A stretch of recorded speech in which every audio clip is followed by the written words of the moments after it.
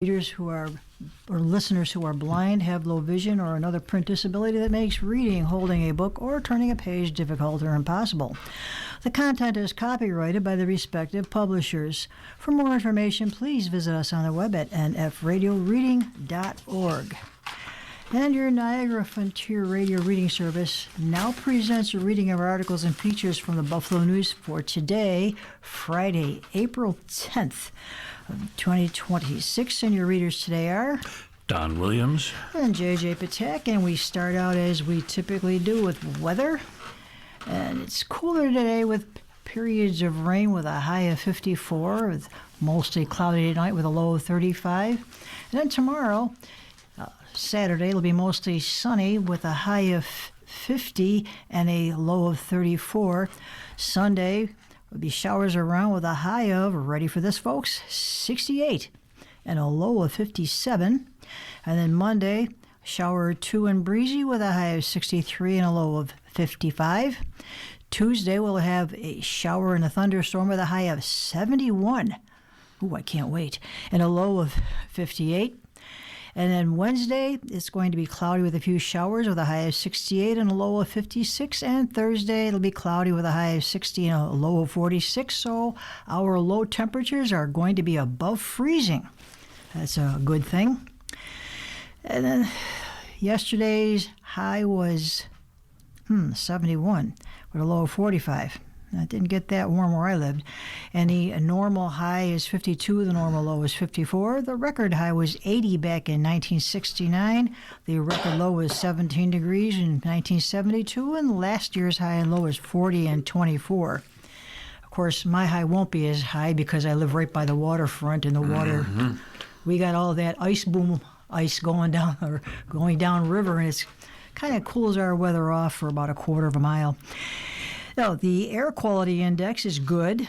The national extremes, El Centro, California, was 92 degrees, and the low temperature was at Beach, North Dakota, at 14 degrees. They got beaches in North Dakota, huh? That was my first thought when I saw that. I don't know what the beach is, but it ought to be interesting. I'll have to look that up on a map later on. So the Skywatch. The sun rose this morning at 6:42 a.m., and it'll set tonight at 7:52 p.m., and the moon rose at 3:23 a.m., and it will set at 12:16 p.m., and we might be able to see that. Looks like it's pretty clear. So that's it for the weather, folks. Let's go to the front page, where we find Patrick LeCamp, the News Enterprise editor, reporting that Gendron Defense is going to be allowed to see the list info on potential jurors. A federal judge will allow Peyton Gendron's lawyers and their statistical expert to see the names and other personal information of prospective jurors under strict conditions. Prosecutors had pushed back on releasing the personally identifiable information. Defense lawyers last month told U.S. District Judge Lawrence Villardo they need the information to assess whether to challenge jury selection in the death penalty case. The federal court in Buffalo uses 5 sources of names, including voter registrations and State Department of Motor Vehicle records, to compile a list of potential jurors. Names are randomly selected to receive jury qualification questionnaires and jury summonses. Gendron's lawyers want to see if people included in 2 or more sources appear as duplicates on the prospective juror list. Undetected duplicates destroy the randomness of the jury pool because people included on all 5 source lists would be more likely to be drawn as potential jurors than those listed just once, according to Gendron's lawyers from the Office of Federal Public Defender. This former teacher of statistics agrees with that. Gendron's defense lawyers say they want to ensure Gendron's jury is chosen from a fair cross-section of the community and at random. A federal grand jury returned a 27-count indictment against Gendron in July 2022 for the 10 people he killed and the 3 he wounded in his racist attack on May 14th at the Jefferson Avenue Tops supermarket.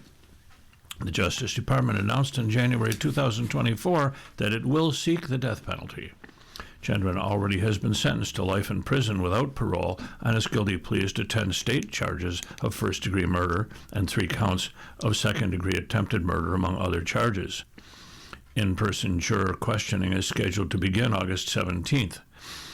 3,000 summonses were to be mailed to Western New Yorkers by the end of March, directing the prospective jurors to come to the downtown Robert H. Jackson U.S. Courthouse between June 15th and 26th to fill out a questionnaire. At a court proceeding last month, addressing the defense requests for the data regarding potential jurors, Assistant U.S. Attorney Brett Harvey said that whenever information like this is turned loose, things can happen. Velarde says he understands the prosecution's concern that the juror data could get out where it shouldn't. Both sides make valid points, and the court has given this issue substantial thought, Velarde said in a decision issued Tuesday.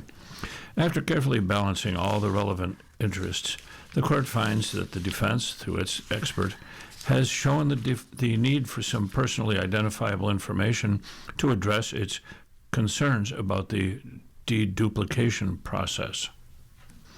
That being said, the court also weighs heavily the privacy interests of the individuals included in the data set and the importance of ensuring that this information stays confidential, Velarde said. Defense lawyers and their expert can see the names of prospective jurors along with their address, race, gender, birth date, voter status, and license number, Velarde said. But Velarde wants a strict protective order with procedures to ensure that personal information will not be shared beyond the attorneys and expert who are authorized to see it. The judge told both sides to provide him by April 17th a proposed protective order and plan, ideally a joint proposal, for transmitting the prospective juror information to the defense expert. The judge said he would address any disagreements at Chenwa's next court hearing. At last month's court hearing, prosecutors said they would be okay with the defense expert coming to the courthouse to view the information, but the defense attorney said it might not be logistically possible for the expert due to the size of the data set, Velarde noted. And on another note, actually a nice scent, when will the cherry trees bloom? It's a big window. This is from Mackenzie Schumann. It's early springtime, and it can almost feel like the Japanese garden at the Buffalo History Museum is holding its breath. The grounds are nearly silent. Only the occasional blackbird or robin call breaks the relative silence against the steady hum of the nearby Skagway Expressway. But in a matter of weeks, the grounds will explode with activity. The annual bloom of the cherry trees could come at any time in April, said Paula Hines, co-chairman and co-founder of the Buffalo Cherry Blossom Festival. This year, she suspects the peak bloom, the time when most of the cherry trees in the garden have fully pushed out their flowers and adorn the area in pink and white, could come near the end of the month. Mother Nature always surprises us, so we can never be so sure, Hines warned. The window in Buffalo is always April. It's a very big window. The 13th annual Buffalo Cherry Blossom Festival will arrive on April 25th and 26th. The annual festival boasts a special Japanese tea ceremony and tea tasting, live music, food trucks, and activities, boat rides, arts and crafts vendors, and local nonprofits tabling all weekend. Sounds like fun. Mm-hmm.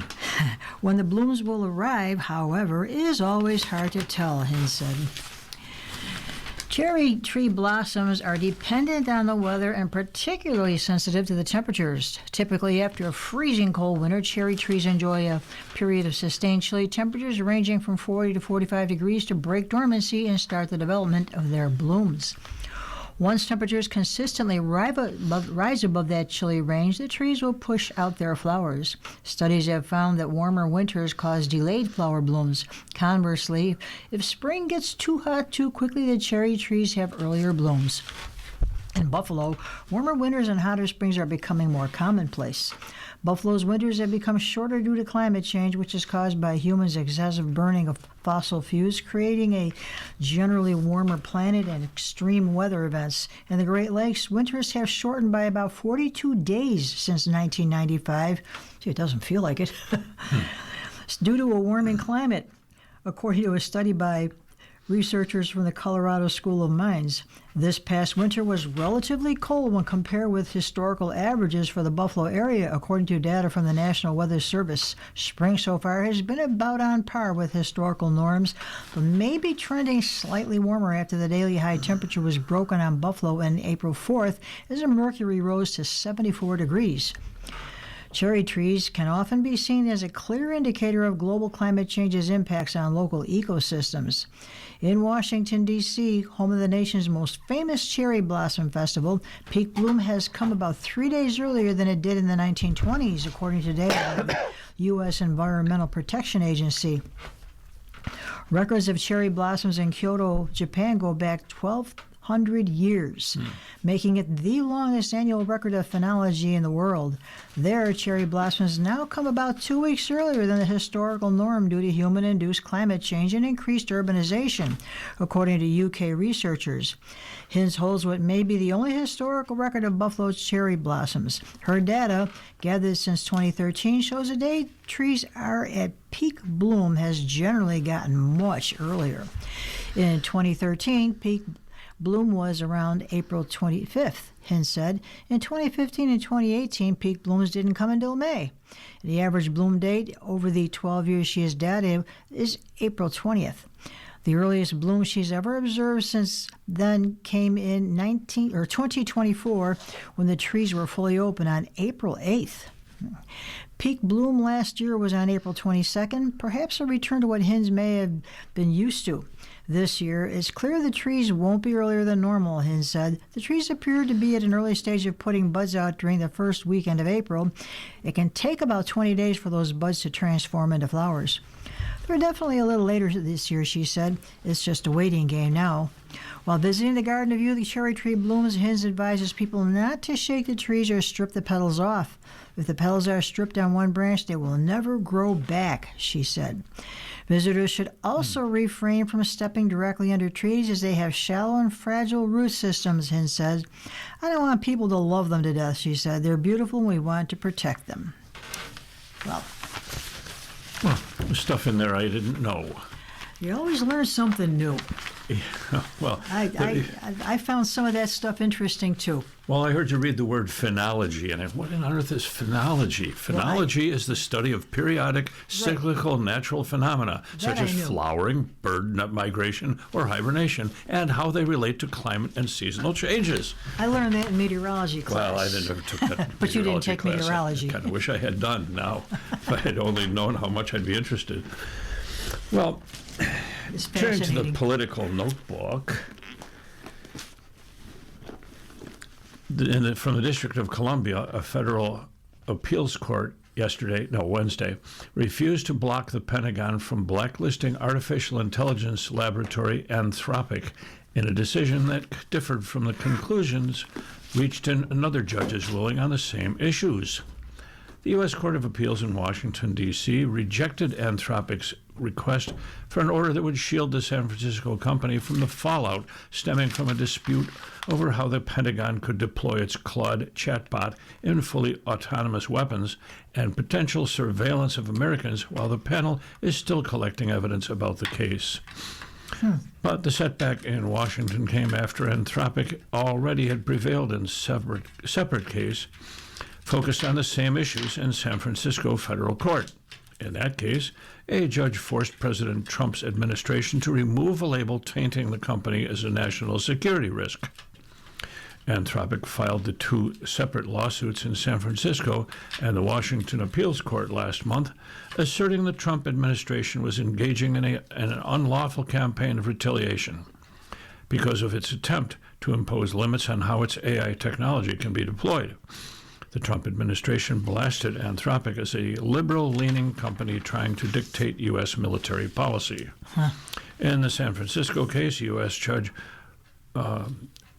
District Judge Rita Lynn ruled that the Trump administration had overstepped its bounds by labeling Anthropic a supply chain risk unqualified to work with military contractors and issuing other directives that could cripple a company locked in a race for AI supremacy against rivals such as ChatGPT maker OpenAI and Google. That decision prompted the Trump administration to remove the stigmatizing labels from Anthropic and take other steps, clearing the way for government employees and contractors to continue using Claude and other chatbots, according to court filing made in San Francisco earlier this week. The appeals court in Washington didn't see things the same way, even though it conceded the company would likely suffer some degree of irreparable harm if it's deemed a supply chain risk. Sounds like the judges have a balancing act to manage. Well, we'll have to see what happens there. Well, you're listening to a reading of today's Buffalo News on your Niagara Frontier Radio reading service, and it's now 14 minutes past the hour. I'm going to move on to the opinion pages.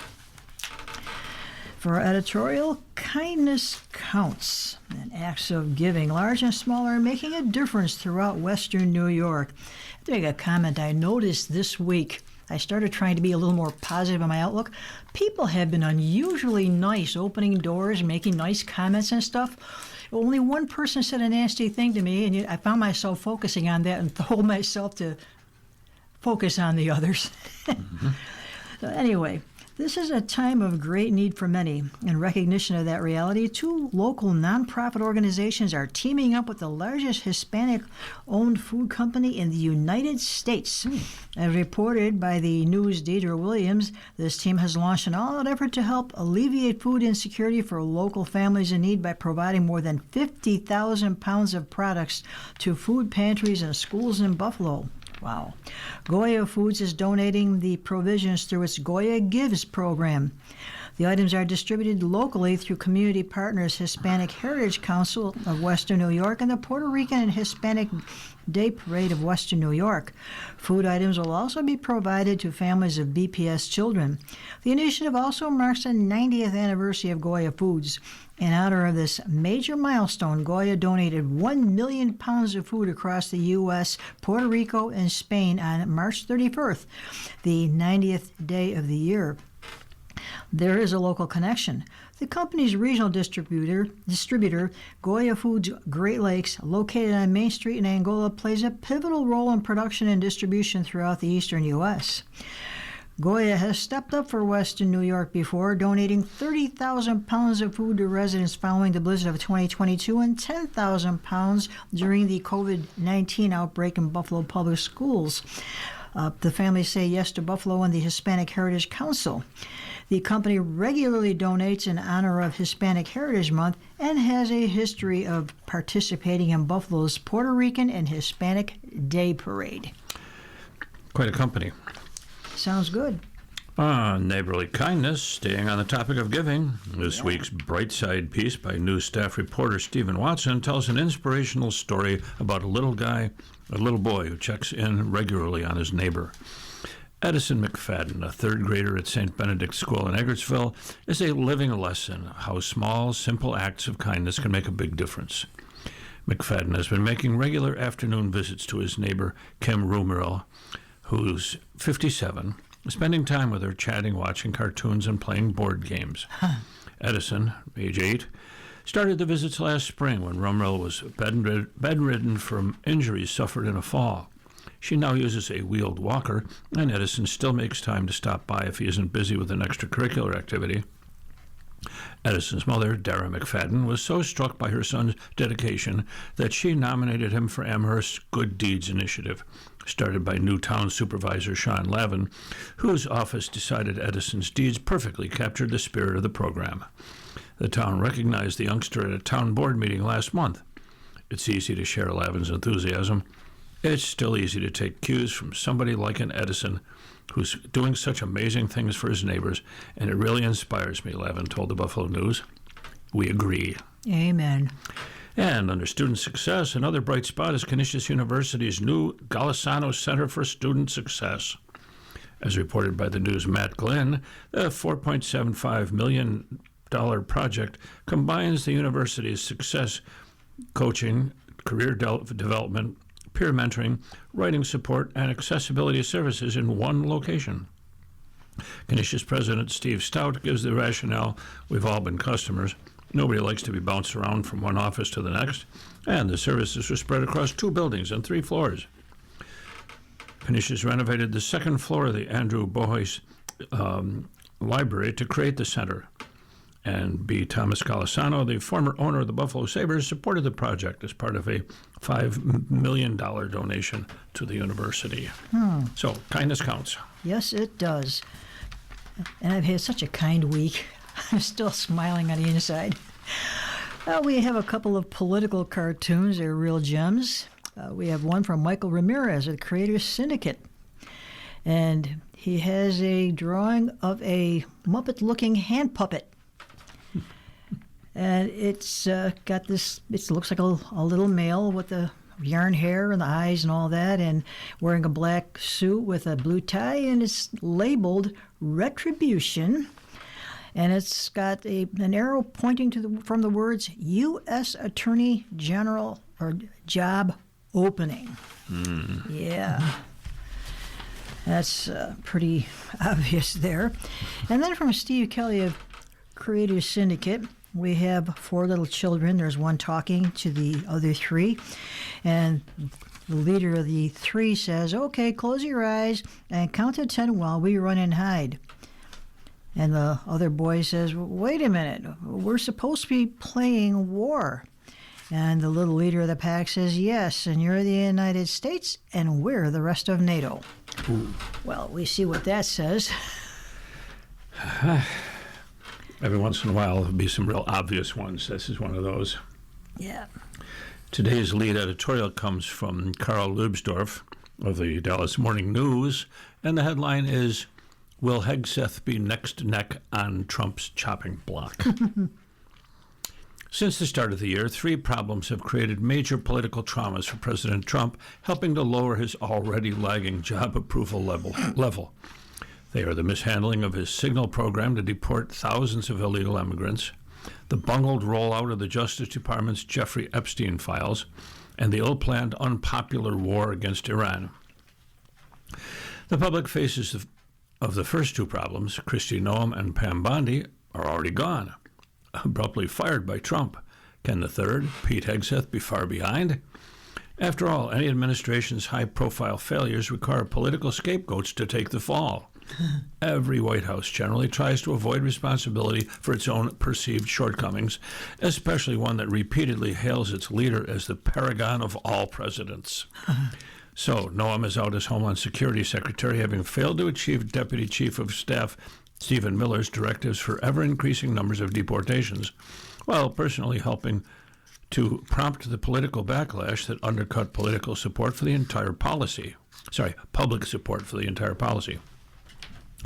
Bondi is gone as Attorney General. She not only mishandled the potentially politically explosive files concerning Epstein, the financier and sexual predator whose ties to public figures, including Trump, have become a major political issue, she also angered the president by failing to meet his demands that her department be the instrument of his retribution against his political enemies.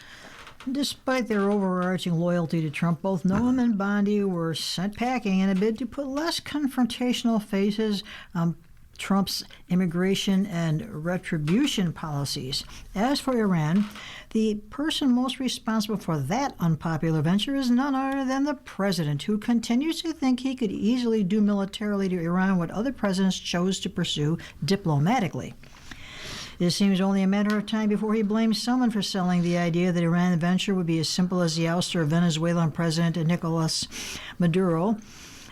And though that would target one of his fellow male macho compatriots, the likeliest victim would and should be Secretary of Defense, a.k.a. Secretary of War, Peter Hegseth. After all, like Noem and Bondi, Hegseth was named for his ultra-loyalty to Trump and his willingness to do anything and everything to please the president, from his war against the Pentagon press to his heavy-handed efforts to de-diversify the Pentagon by ousting top female minority officers, especially those with ties to prior presidencies. As Iran's military resilience has started to show, Hegseth's regular morning briefings hailing daily unprecedented military success by U.S. forces may begin to embarrass the administration like the infamous 5 o'clock follies during the Vietnam War, at which military briefers in Saigon presented optimistic portrayals at odds with the reality in the field. If this administration adhered to normal standards of legality, propriety, and competence, Hegseth too would have been fired for even attempting some of the goals for which Trump tasked him, like Noem and Bondi. But they're not alone. This cabinet is riddled with incompetence, embarrassments, and officials whose views of their jobs run counter to what they should do. Health and Human Services Secretary Robert F. Kennedy Jr. has threatened the future health of American children by putting the aegis of government behind highly questionable theories that undercut support for childhood vaccinations.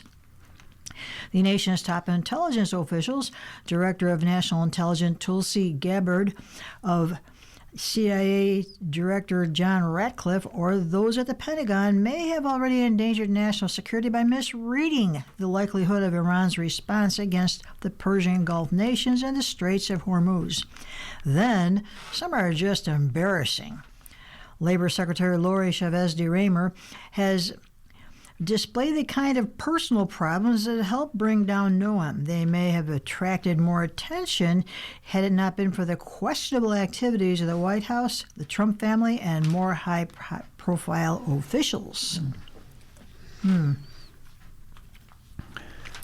According to the New York Post, the department's inspector general has been investigating Chavez DeRaymer over a complaint she was abusing her position by pursuing an inappropriate relationship with a subordinate, a member of her security staff, who was placed on paid leave, though she denied any wrongdoing.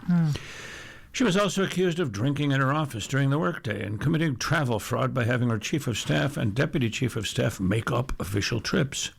Makeup was in quotes there. Subsequently, 4 top aides were placed on administrative leave and 2 resigned. Commerce Secretary Howard Lutnick, a businessman and former Democrat who became a Trump fundraiser and co-chair of his transition team, falsely sought to downplay his one-time relationship with Epstein. Lutnick claimed in a 2025 podcast interview with Podforce One that he and his wife were so revolted by Epstein's conduct during a 2005 visit to his New York mansion, they decided to never be in a room with that disgusting person ever again. But the New York Times reported Justice Department documents showed that in December 2012, he reached out to Epstein to see if he, his wife, and his children could visit the financier's private Caribbean island for a meal, a visit that subsequently took place. Though a friend of Trump before both entered government, Lutnick may find that won't count for much. With Trump, loyalty is a one-way street. If something goes wrong, he won't be the one to pay the price. At present, a lot is going wrong. There's the opinions of Carl Lubsdorff, who holds nothing back, even from the Dallas Morning News. And you're listening to a reading of today's Buffalo News on your Niagara Frontier Radio reading service, and it is now 27 minutes past the hour. And we're going to move on to My View. And it's from Teresa Desmond, who recalls her education at Catholic Academy of West Buffalo. And her article is entitled, Catholic Academy Made a Big Impact. First was Highmark Stadium. Then it was a pedestrian bridge linking the old A&A's department store with Main Place Mall. Now it's Catholic Academy of West Buffalo. It appears that another icon of my childhood will fall victim to the ravages of time and the mandates for change. While Highmark Stadium evokes memories of football and the frivolity, and the bridge makes me nostalgic for the good old days and hustle and bustle of downtown Buffalo, I really felt the impact when the diocese announced that Catholic Academy would close its doors in June. For good reason. I spent considerably more time, 9 years, in this building than in the other sites. It was a journey that I began during the innocence of childhood and culminated with the anxieties of adolescence. As the song goes, it literally took me from crayons to perfume. Now I'm not going to get that song out of my head. I first entered its doors in September of 1968. It was known as Cathedral School at the time, under the auspices of St. Joseph's New Cathedral Parish. My earliest memories of Cathedral is my kindergarten classroom. The capacious space faced a vast parking lot that extended to Linwood Avenue. When the school day was nearing its end, I volunteered to collect our activity books so I could peer out the window, anticipating the sight of my mother's car. If she were there, it indicated that we would spend the night up at our cottage at Crystal Beach. The Peace Bridge was just a couple miles west of the school. The following morning, my father would drop me back there on his way to work. We could leave the cottage as late as 7:45, and I would be on time for the 8:30 bell. Ah, the good old days of expeditious border crossings. By the time we reached 7th grade, the faculty became more diverse and innovative. One of my most memorable educational experiences occurred when we dispensed with our catechisms during the Lenten season and delved into the words and music of the rock opera, Jesus Christ Superstar. We gained an appreciation for the events surrounding the death and resurrection of Christ thanks to the ingenuity of Andrew Lloyd Webber and a dedicated teacher who painstakingly hand-copied the lyrics and mimeographed the set for each of us to follow along. Boy, that's a lot of work. Around this time, I also gained an appreciation for the great books we abandoned as we abandoned conventional readers in favor of such classics as The Diary of Anne Frank and The Adventures of Huckleberry Finn and Richard Wright's Black Boy. By the time I graduated from Cathedral, I'd gained vast knowledge about numerous historical events and decided then and there that I wanted to pursue this discipline more intensely. Was the curriculum perfect?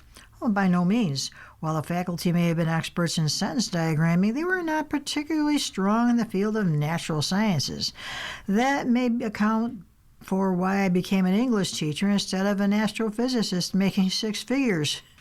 Nonetheless, the fundamental skills that we attained could take any of us anywhere we wanted to go in life. I left with a wealth of knowledge, a set of values, and a foundation for a career path that I continue to build upon to this day. Well, that is a nice story. I like those little bright spots now. I'm appreciating them more. Indeed. Some stuff in there I can relate to. Yeah. Oh, I did. I was raised Catholic. I remember some of that. Well,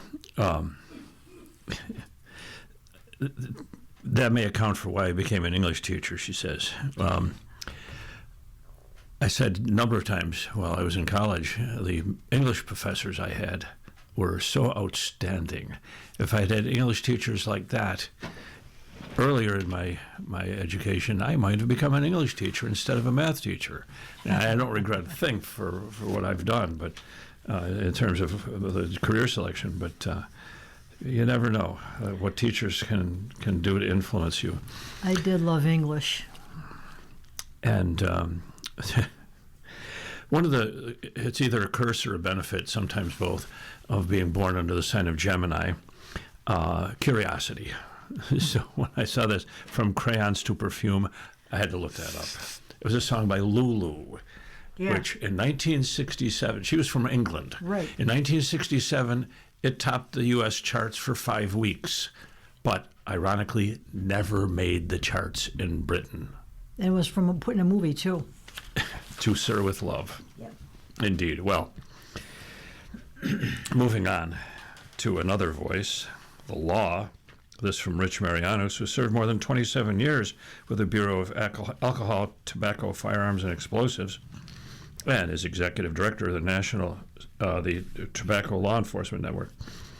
The seizure of more than 28,000 pounds of illegal vape products and a series of downstate busts linked to a Western New York distributor should prompt accountability from Albany, because this is a large-scale enterprise operating in plain sight. After more than 2 decades in federal law enforcement, I've seen how illicit markets take hold. They grow where enforcement is inconsistent, fragmented, or simply absent, and that is exactly the problem New York now faces. But restrictions on popular adult products without enforcement resources don't change behavior. They create lucrative criminal markets that organized crime syndicates use to fund their violent operations. New York has some of the strictest vape laws in the country, but strong laws mean little if they are not enforced consistently and aggressively. The company at the center of this case, now under criminal investigation, maintains warehouse space and conducts large-scale distribution. Its CEO sits on the board of a lobbying group that tries to influence state and federal law. That kind of visibility should invite scrutiny, but inaction and apathy have allowed the operation to expand. The broader supply chain makes this more troubling. A significant share of illicit disposable vapes entering the United States are manufactured overseas, primarily in China, packaged in bright, youth-oriented designs that target underage users. Congress has already recognized this threat, allocating $200 million to strengthen enforcement. That funding must be deployed quickly to support federal, state, and local partners.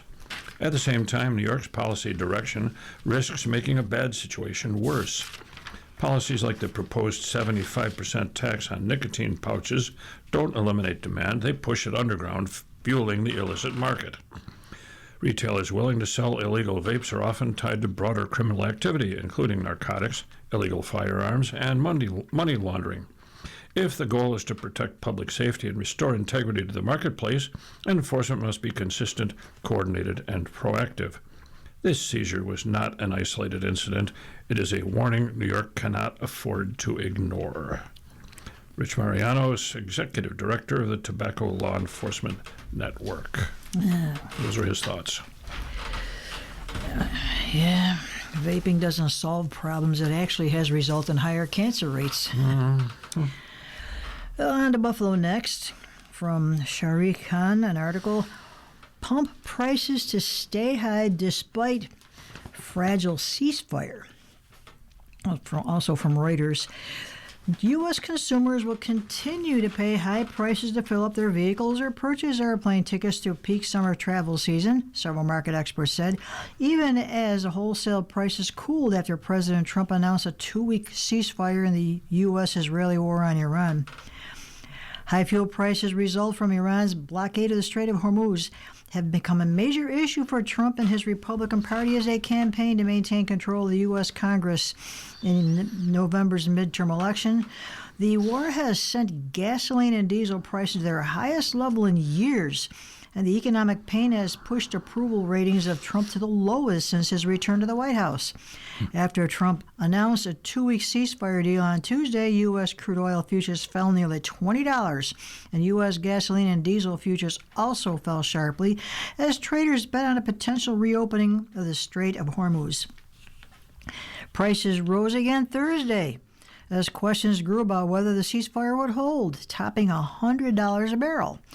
But falling crude futures will not bring a quick relief for consumers at the pumps, experts said, noting that cracks had already begun to appear in the fragile truce. The Strait of Hormuz remained essentially shut on Thursday. There's so much uncertainty still around what this ceasefire means and when and how fuel starts to flow through the Strait of Hormuz again. Retailers are not going to drop prices sharply in the face of those unknowns, says Sean Hyatt, director of the Zage Business of Energy Initiative at the USC Marshall School of Business. In any case, retail fuel prices rise a lot faster than they drop, as fuel sellers will work through higher-priced inventory and seek a higher degree of certainty about future supply to avoid losses, Hyatt said. Prices go up like a rocket, and they fall like a feather. Oh, I like that. I have to remember that line. U.S. retail gasoline eased a penny. Wow, to $4.16 a gallon Thursday, from a 4-year high of $4.17 a gallon on Tuesday, AAA said. The average price in the Buffalo-Niagara region was $4.14 on Thursday, up almost 2 cents from Wednesday. If everything were to freeze right now, the national average could still fall 5 or 10 cents a gallon for gasoline by this time next week, Gas Buddy analyst Patrick DeHaan said. As of Thursday, the price at the pumps for gasoline remained nearly $1 higher than last year's average, Gas Buddy data showed. Regardless of whether the ceasefire holds, insurance costs for tankers will be higher than they were before the war, and ships will be hesitant to cross the waterway, said Alex Hodes, director of the energy market strategy at StoneX. Markets will still be elevated throughout the rest of the year with an elevated geopolitical risk premium, Hodes said. Hodes and Hyatt said diesel and jet fuel markets in particular will remain on edge as supplies for those fuels has been tighter than other refined products. U.S. average retail diesel prices continued to climb on Wednesday despite the ceasefire deal, hitting $5.67 a gallon, the highest since July of 2022 and nearly 60% more than last year. Buffalo Niagara diesel prices have hit $5.93 a gallon, AAA said. I don't really drive too much of anywhere anymore. It's too expensive. Yeah, well, interesting, though, regardless of whether the ceasefire holds, insurance costs for tankers will be higher than they were before the war. So I don't really think about that, but there you go. According to Paul Wiseman of the Associated Press, the American economy, slowed by last fall's 43-day government shutdown, grew at a sluggish 0.5% annual pace from October through December. That's what the Commerce Department reported yesterday in a downgrade of its previous estimate. U.S. gross domestic product, the nation's output of goods and services, decelerated in the fourth quarter after registering impressive growth of 4.4% from July through September and 3.8% from April through June. The highest number was marked down from the Commerce Department's previous estimate of 0.7% of fourth quarter growth. Federal government spending and investment fell at a 16.6% annual pace because of the shutdown, lopping 1.16 percentage points off fourth quarter GDP growth. Consumer spending expanded 1.9%, down a notch from the previous estimate and from 3.5% in the second quarter. Spending on goods such as cars and clothing grew just 0.3%, down from 3% in the July-September period. For all of 2025, the economy grew 2.1% last year, slower than 2.8% in 2024 and 2.9% in 23. Business investment, excluding housing, increased at a 2.4% pace, likely reflecting money being poured into artificial intelligence. But the increase was down from 3.2% in the third quarter. A category within the GDP data that measures the economy's underlying strength weakened from October through December, growing at a 1.8% clip, down from 2.9% in the third quarter. This category includes consumer spending and private investment, but it excludes volatile items like exports, inventories, and government spending. The economic outlook for this year is hazy after the U.S.-Israeli war with Iran drove up energy prices and disrupted global commerce. America's job market slumped last year, recording the weakest hiring outside a recession since 2002, but has been up and down so far in 2026. Employers added a healthy 160,000 jobs in January, slashed 133,000 in February, and then created a surprising 178,000 jobs in March. Thursday's report was the Commerce Department's third and final estimate of fourth quarter GDP. The first look at January-March economic growth is due the end of this month.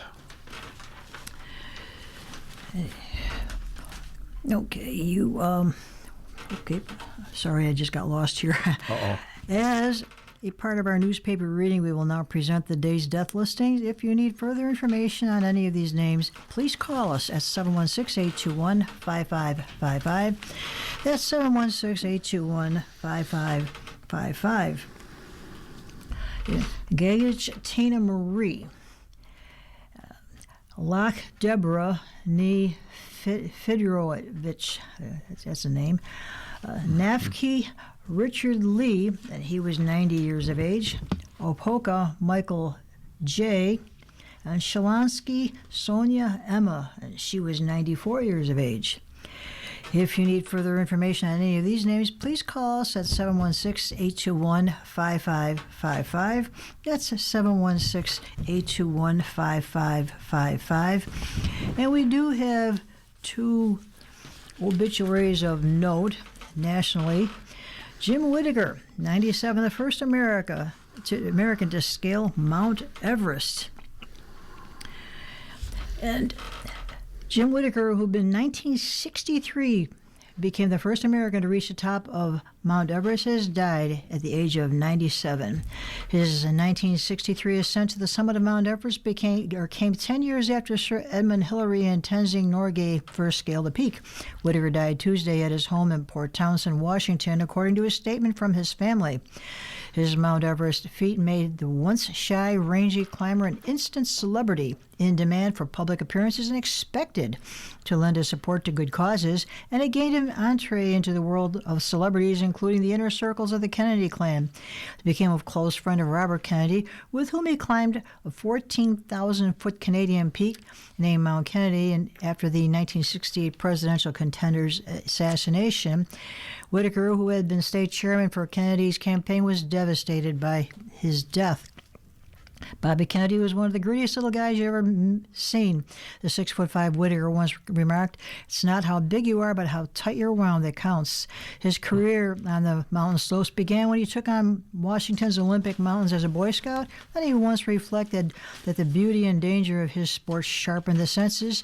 You're in nature, participating in God's creation. It's such a high with such a spiritual thing, and I think it's good in that and to participate in that and face life, he added. When you live on the edge, you can see a little farther. The risks of the game. The risks are part of the game. The mountains are fair, but they really don't care, he noted in 1987. In recent years, Whittaker was one of many climbers who resisted the idea of requiring climbers to wear electronic locators in some circumstances. Such a proposal was made for climbers in Oregon's Mount Hood, where more than 35 climbers have died since the early 1980s. Wow. Whittaker said in 2007 it was fine for individual climbers to wear the devices, but imposing the requirement would take a lot away from the mystique of climbing. If you take all of the risk out of life, you lose a lot. You're removing a personal liberty from someone who wants to go and explore without having a safety net, Whittaker said by cell phone from Idaho, where he was on a climbing trip. You want to go into the wild and enjoy nature and not be followed. Well, that would be an interesting discussion. And we also have Davey Lopez, 80, a speedy, record-setting Dodgers infielder. Davey Lopez, a member of the Los Angeles Dodgers, record-setting infielder of the 1970s and 80s, and one of baseball's premier base stealers, died Wednesday. He was 80. The Dodgers were informed of his death in Rhode Island by his former wife, Lynn Lopez. Actually, it's Lopes. Lopes? Yep. Okay, thank you. Lopes. Okay. Lopes was a four-time All-Star during his 10 years with the Dodgers. He played in 4 World Series, winning the 1981 championship. He holds the franchise record for the most games played at second base with 1,134. Wow. Mm-hmm. His 1,145 games batting leadoff are second in the organization. Lopes was 27 years old when he made his Major League Baseball debut on September 22nd of 1972. The next season, Steve Garvey, Bill Russell, Ron Cey, and Lopes began the first of 8.5 consecutive years starting together in the infield. Lopes established himself as one of the most prolific baseball stealers in baseball. He stole 418 bases as a Dodger, the second highest career total in franchise history behind Will's at 490. He holds a franchise record with an 83.1% career success rate at a minimum 100 steals. And on August 4th of 1974, Lopes became the first Dodger since Wills to steal 4 bases in a game. And 20 days later, he tied the National League record with 5 steals against the Cardinals. He is survived by his brothers, Patrick and John, and his sisters, Jean, Judith, Mary, and Nina. So that's a big name in baseball that those who follow the sport will miss. Yes, indeed. So, always followed the Dodgers as the main foe of my beloved New York Yankees. The Yankees, they either love them or hate them. Yeah, indeed, I guess so. Maybe the same is true about the Dodgers. I don't know. Maybe not with the same kind of intensity, I think. Yeah. Well, I like the Yankees. My beloved uncle, who was injured in a car accident when I was an infant, was a Yankees fan. So growing up as a baseball player, I sort of automatically became a Yankees fan, whether I wanted to or not. Not that I ever not wanted to. Well, we're going to turn to the stars for some advice from Georgia Nichols. Happy birthday for Friday, April 10th, 2026. You're observant, logical, pragmatic, and results-oriented. You'll love to learn and explore. This is a year of service for you, perhaps service to family. Therefore, take care of yourself so you can be a resource for those who turn to you for support, guidance, comfort, and courage. For Aries, this is a wonderful day to socialize and enjoy the company of others. Many of you will respond to competitive get-togethers in sports or other activities. Today, be friendly. Taurus, travel and a chance to do something different will rev your engines today. Discussions with someone younger, perhaps from another culture, might be interesting. Today, you're noticed. Gemini. Financial discussions about shared property, taxes, debt, and inheritances will go well today. Tie up loose ends so you can be free to socialize this evening. I have a plan for that. There's a concert just down the street from me. One of those string quartet concerts featuring the music of Queen and ABBA.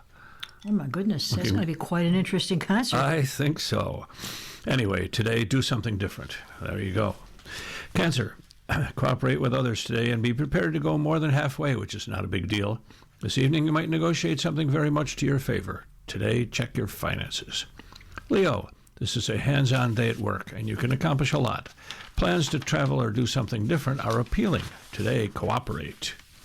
Virgo, do something that is mentally stimulating today because you're in the mind for some games. Enjoy reading or mentally stimulating puzzles. Today, get organized. For Libra, relax at home if you have the option to do so. Interactions with a parent might be more significant today. Family discussions will likely take place, perhaps related to home repairs. Today, socialize. Scorpio, this is a high-energy, chatty day.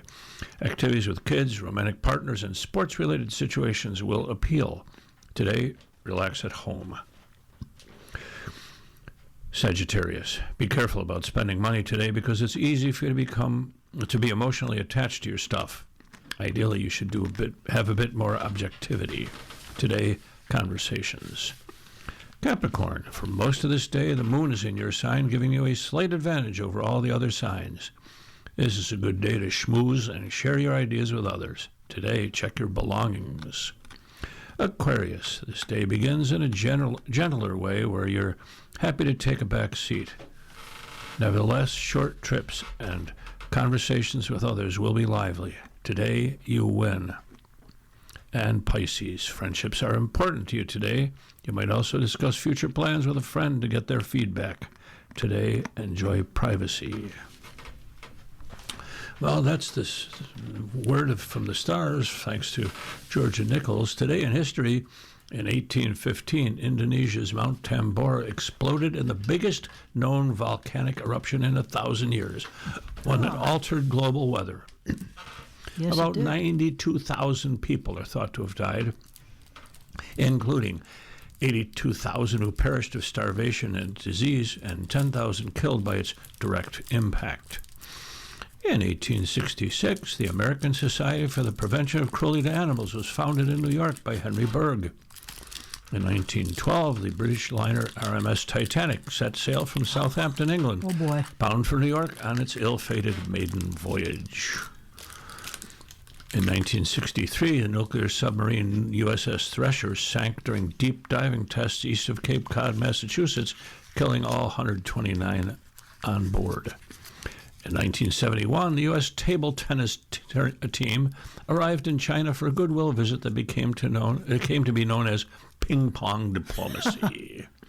And in 2010, a plane crashed on approach in dense fog to the Smolensk airport in Russia, killing Polish President Lech Kaczynski, First Lady, and 94 others. That's this day in history. Sources say that Tesla plans to make a smaller, cheaper EV or electric vehicle, and this is from a Reuters staff. Tesla is developing an all-new, smaller, cheaper electric SUV for people familiar with the matter, told Reuters. The automaker has contacted suppliers in recent weeks to discuss details of the plan for the compact SUV, which would be a new vehicle and not a variant of Tesla's current Model 3 or Y, the people said. The conversation involved the manufacturing process and specifications for various components, they said. Three of the people said the compact SUV would be produced in China, and one said Tesla also aims to expand production to the United States and Europe.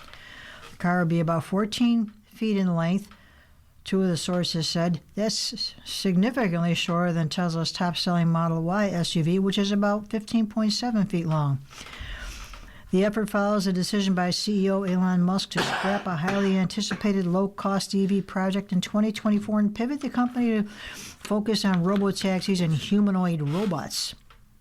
A key question is whether this latest effort to develop a smaller SUV signals a strategy shift back to mass-market human-driven EVs, or whether the new model would align more with Tesla's vision for fully autonomous vehicles. Such a model could potentially serve both purposes, according to one of the people familiar with the new vehicle project and a Tesla employee with knowledge of its current product philosophy. The Tesla employee declined to confirm or deny details of any specific vehicle, but said in general, the automaker now aims to build models that would be driverless but offer a human-driven option. While aiming for full autonomy across its lineup, this person said, Tesla realizes many global markets won't see meaningful adoption nor regulatory acceptance of driverless vehicles for years. Preserving the option to build a particular model with or without driving controls would enable more sales and help ensure Tesla can keep its car factories running near capacity, the person said. As Tesla chases a driverless future, some analysts predict a third straight year of declining sales for the traditional EVs that provide the vast majority of its revenue. So far, Tesla operates a small number of robo-taxis only in Austin, Texas, with many human safety monitors in the passenger seat. Many with human safety monitors in the passenger seat. I wonder what the point is then. The four people familiar with the project said it remained in early development stage. Reuters couldn't determine whether Tesla had given the green light for the car's production. The automaker has a history of starting development on projects that end up long delayed or canceled. Tesla showed off concept vehicles for a roadster supercar and a semi-freight truck in 2017, for instance, but still hasn't produced a sports car or the mass-produced the semi. Two of the sources said Tesla aims to offer the new vehicle at a substantially lower price than its entry-level Model 3 sedan, which starts at $34,000 in China and about $37,000 in the United States. They said Tesla planned to save costs in part by using a smaller battery, which would mean a shorter driving range compared with the 306 to 327 miles for the Model Y. One of the people added that the automaker would also offer a single electric motor instead of two, a performance option on current Tesla models. And Tesla also wants to make the car much lighter, this person said, at about 1.5 metric tons compared with about 2 tons for the Model Y. Well, you can cut the weight by removing a battery and removing one of the engines. That sounds like a real easy way to accomplish that goal, doesn't it? And then business briefly, long-term mortgage rates dropped from a 7-month high. Please stop trying to make sense, Don. The average long-term U.S. mortgage rate eased this week, a modest relief for prospective home buyers who've been facing higher borrowing costs as mortgage rates climbed to the highest level in nearly 7 months. The benchmark 30-year fixed-rate mortgage dropped to 6.37% from a 6.46% last week, mortgage buyer Freddie Mac said on Thursday. Only 6 weeks ago, the average rate had dropped to just under 6% for the first time since 2022. An encouraging move for home shoppers just as the spring home buying season was set to begin. But then the war with Iran began, sending oil prices surging higher and stoking worries about higher inflation. And those expectations of higher inflation helped push the yield on 10-year U.S. currency or treasury bonds, which banks use as a guide for pricing home loans. You're listening to a reading of articles from the Buffalo News for today, Friday, April 10th, 2026, on your Niagara Frontier Radio reading service. We'll return for more readings after this short break. Your readers today are J.J. Patek and Don Williams. If you're listening to this publication online, you're probably using our website, a podcast player like Spotify or iTunes, a streaming service like Siro, or a smart speaker. Did you know that we now have a dedicated app that can be downloaded to any mobile device, like a smartphone or tablet, for free? App users can conveniently access our live stream and any episode of our podcast easier than ever. To download the app, just type NFRRS in the search window in the Apple App Store or in the Google Play Store. Contact us anytime if you have any questions by calling 716-821-5555, extension 5. Thank you.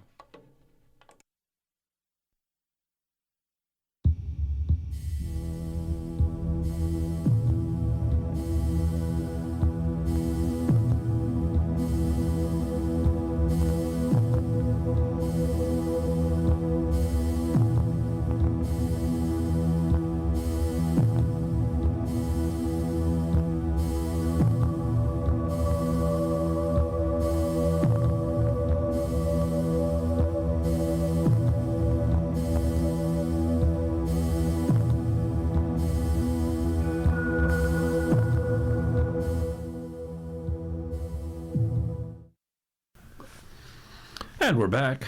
We'll continue now with our reading of articles from today's Buffalo News. Your readers are J.J. Patel and Don Williams. In local news, Stephen Watson reports that Amherst wants to bring in more revenue without resorting to another property tax hike.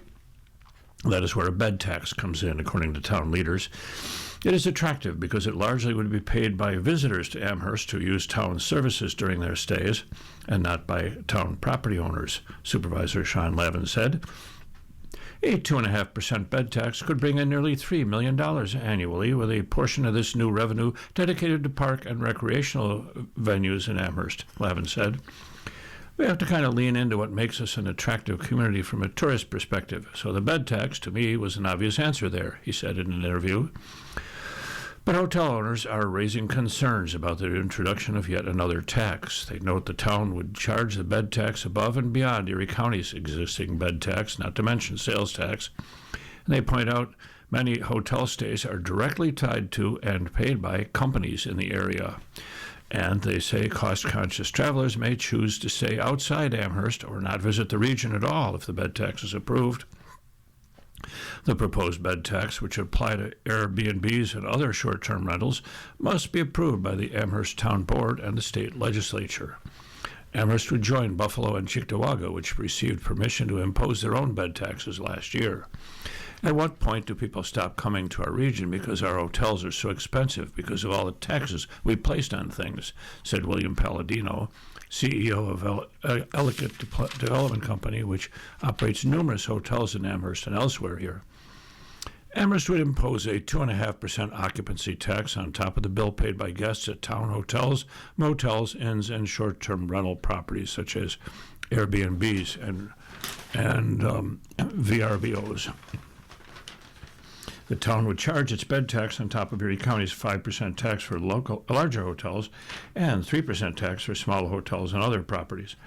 Amherst said it would use 75% of its new bed tax revenue for general fund expenses and would apply the remaining 25% toward capital improvements at town parks, playgrounds, community centers, and venues that host youth and amateur sports. Lavin said that town officials project the bed tax could bring in $2.8 million per year, with $700,000 going toward improvements to the North Town Center ice rink complex, ball fields, and other town-owned venues. This wasn't an idea of saying, hey, let's get a big number and raise a lot of revenue. This was, let's get enough money where we can reinvest that money into our community assets, and once we get to that number, that's what we're looking to do, he said. The town has several hotels that serve visitors to the North Town Center, nearby sports facilities, and the University at Buffalo North Campus. Lavin said major hockey and softball tournaments can bring in hundreds of thousands of visitors to the area. The town would invest 1/4 of the bed tax revenue into its recreational venues. Amherst, like other communities, has faced a budget crunch in recent years. The town in its 2024 budget raised the property tax levy by 11.4%, stirring outrage among some Amherst residents. Amherst leaders say they want to bring in the revenue needed to pay for town services without raising property taxes so sharply. The town board on Monday is set to vote to ask state lawmakers to okay the required home rule legislation, the first of several steps needed before Amherst can impose this tax. Assembly member Karen McMahon, a Democrat from Amherst, said she has agreed to introduce the bed tax legislation at the town's request. People come in for a lot of different reasons. We have the university here, and I know there's a lot of sports tournaments that come, McMahon said, and people come into the town. They use our services and our resources, and this is a way of recouping some of the costs that might fall to the town that don't get paid by out-of-towners. Lavin said he has discussed the proposed bed tax with some hotel operators in the town. David Chiazza, Executive Vice President of Iskolo Development, was one of them. Iskolo operates the Reichert House, a boutique hotel that is part of Marriott's Tribute portfolio, and the Hyatt Place Buffalo, Amherst, both on Main Street and Snyder. Chiazza said he pointed out to Lavin how much of the hotel's business comes from local corporations or institutions, which foot the bill when they bring in out-of-town staff.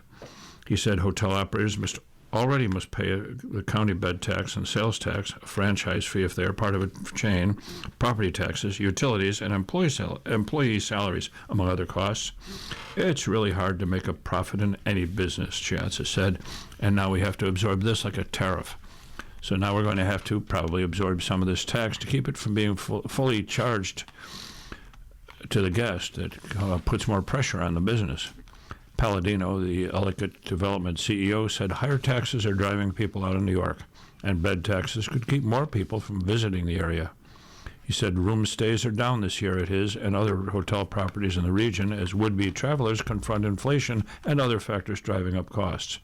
Taxes are part of that cost, Palladino said.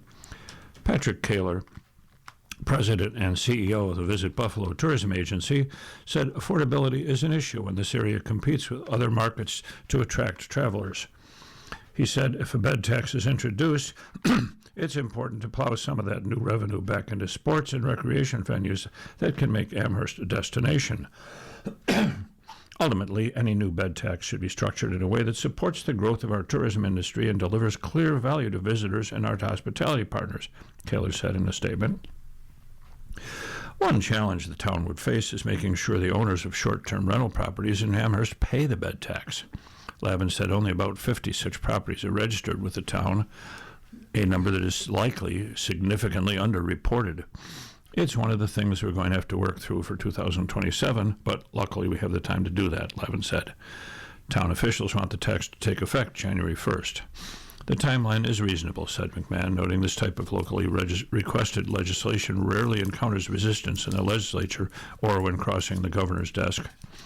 Former Buffalo Mayor Christopher Scanlon was able to convince the state legislature to include a new bed tax in the state budget last year.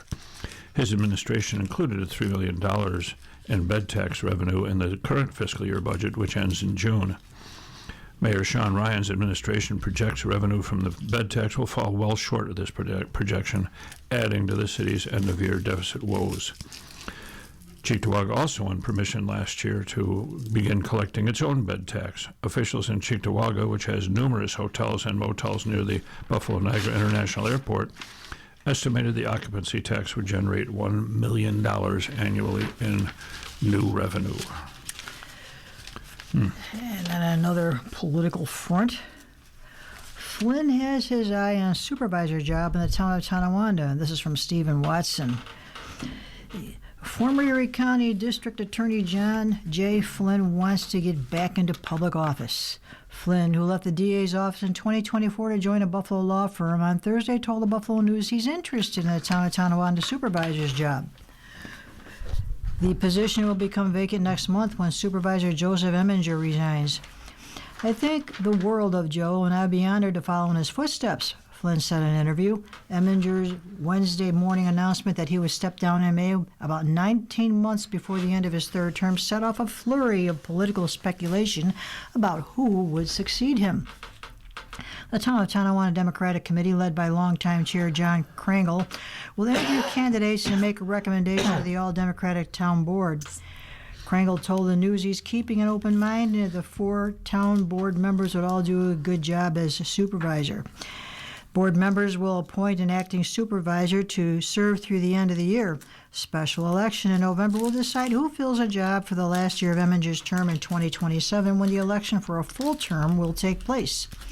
Eminger, who has served as supervisor since 2016, is barred by term limits from running from re-election in 2027. He said Wednesday he was leaving the office early for personal reasons that weren't related to his health or any interest in a different political post. Flynn, 59, who served 2 terms as Erie County District Attorney before resigning in March 2024, 9 months before the end of his second term, to join the Lippis Mathias law firm as a partner. Flynn has served as a Tonawanda Town Board member, town justice, and town attorney. He said he's told Krangle in his interest in returning to town office and said he would give up his legal partnership, retain a senior counsel role if selected. Flynn told the News he had eyed a race for town supervisor next year, knowing Eminger's was term limited, but Wednesday's announcement moved up this timeline. I miss being in public service, said Flynn, who previously served in the Navy and Navy Reserve.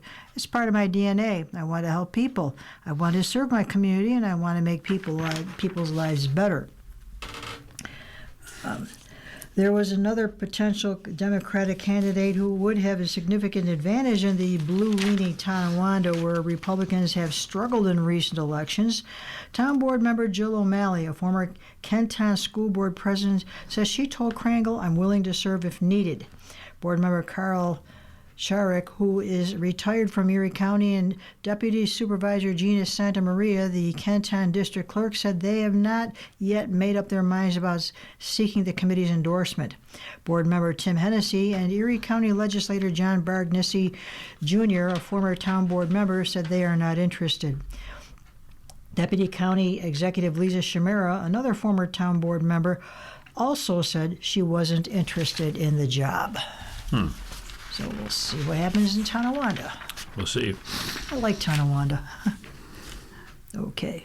Aaron Besker, the news staff reporter, tells us a Cheektowaga man was fatally shot Wednesday night near Schiller Park, the third homicide in 4 days in the city, according to Buffalo Police.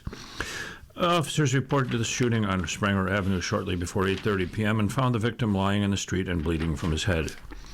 An ambulance crew pronounced him dead at the scene. The name of the man, 36, has not been released. Homicide detectives are investigating. Initial reports there was a fight on a basketball court that escalated into the shooting, police said. Police ask anyone who may have information about what happened to call or text 911 or the department's confidential tip line. The fatal shooting follows 2 others that happened Sunday and Monday. A 31-year-old man was killed Sunday in a shooting on the first block of Townsend Street, just north of William Street. And a 21-year-old man was fatally shot Monday on the 200 block of Walden Avenue between Moselle and St. Louis Avenue. He died at Erie County Medical Center. Wednesday night's fatal shooting was the city's 6th reported homicide this year. Arrests have been made in 2 of the killings, including Monday's, according to police.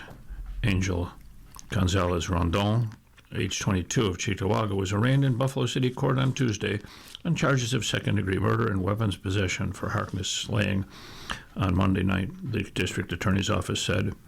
He was arrested following a pursuit involving Buffalo police early Tuesday morning. Police attempted to conduct a traffic stop in the area of Broadway and Bailey. Gonzalez Rondon stopped his vehicle on Harlem Road in West Seneca and attempted to flee on foot before being taken into custody, prosecutors said. And from Sandra Tan, Jefferson Avenue finally sees action on a new streetscape. Yay. The rebuilding of Jefferson Avenue's East Side Business Corridor is starting. Orange-striped drums line the roadway, and work crews are out with trucks and equipment, tagged as key to sparking economic development along a business corridor that has seen little visible investment. Community leaders says they are relieved to see evidence of construction that will eventually bring new sidewalks, taller curbs, and smoother streets, new street lights, benches, traffic signals, and trash cans. The streetscape project was first announced a year ago under Mayor Chris Scanlon and was supposed to start last summer, but the real work is only starting now and will be a multi-year process.